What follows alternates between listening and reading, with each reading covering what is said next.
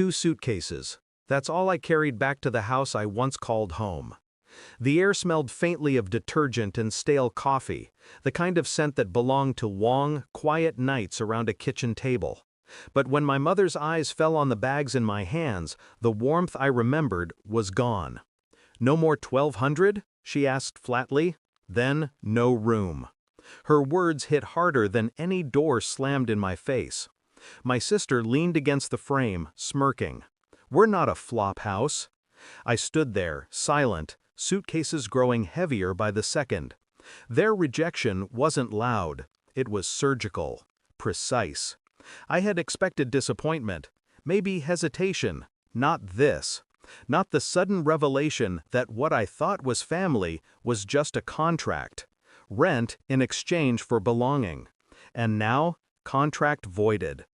That night I lay in my car outside their driveway, engine off, staring at the faint glow from the windows. Shadows moved inside.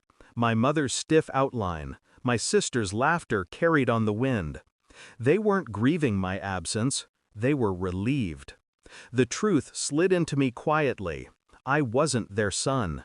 I wasn't her brother. I was their ATM, disguised as family. The bonus cuts at work had carved more than my income. They had carved my place in their world. Memories replayed. My mother's hand on my shoulder when I handed her cash. My sister's sudden kindness when I slipped her rent. Every gesture, every smile, transactional. I had been blind. Worse, I had been willing. Because I wanted to believe blood meant something more than money. It didn't. I didn't rage. I didn't beg. I began to watch. Every weekend, cars filled the driveway. Cousins I hadn't seen in years. Friends of my sister. All welcomed. All fed. All drinking under the same roof that had no room for me.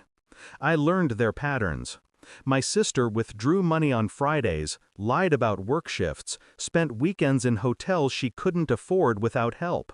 My mother's online accounts revealed deposits, transfers I didn't make. Someone else had stepped into my role. Another wallet with a pulse. It wasn't just rejection. It was replacement.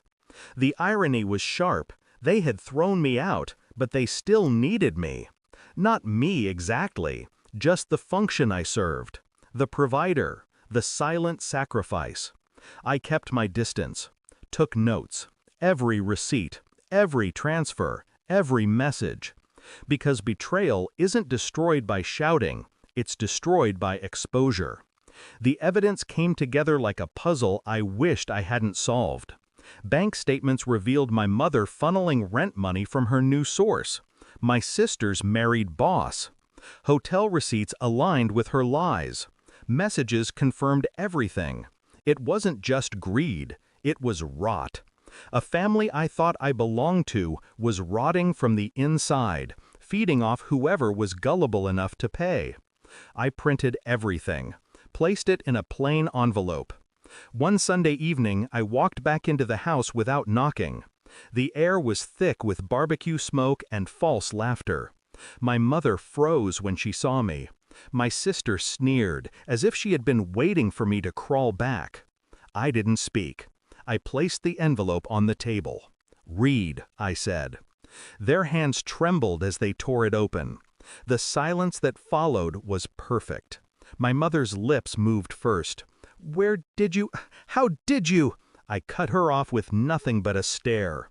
My sister's face collapsed as her secret spilled across the table in black and white. The smirk was gone. In its place, panic. "You wouldn't?" she whispered. I leaned closer, my voice low, precise. "It's already done." Her boss would see. His wife would see. Their friends, their neighbors, everyone would see. I didn't need to scream. I didn't need to fight. I had given them the one thing they couldn't afford. Truth. I turned to leave. My mother reached out, desperate. "Please, don't ruin us." I pulled away. "You ruined yourselves." Outside, the air was sharp, clean. My car waited, silent and loyal in a way blood had never been. I realized then I had already mourned this family. Their rejection had been the funeral. Tonight was just the burial. I didn't feel pity. I didn't feel rage. Only clarity. They had mistaken me for weak because I was quiet. They forgot silence isn't weakness, it's strategy. As I drove away, the house shrank in the mirror, just a shape against the night. A place that once demanded $1,200 for love. I didn't need it anymore. Family had been their mask. Money was their truth. And I had just torn the mask off for good. Thanks for watching. Don't forget to like, share, and comment. Subscribe now to Cheating Stories Insight World for more amazing stories.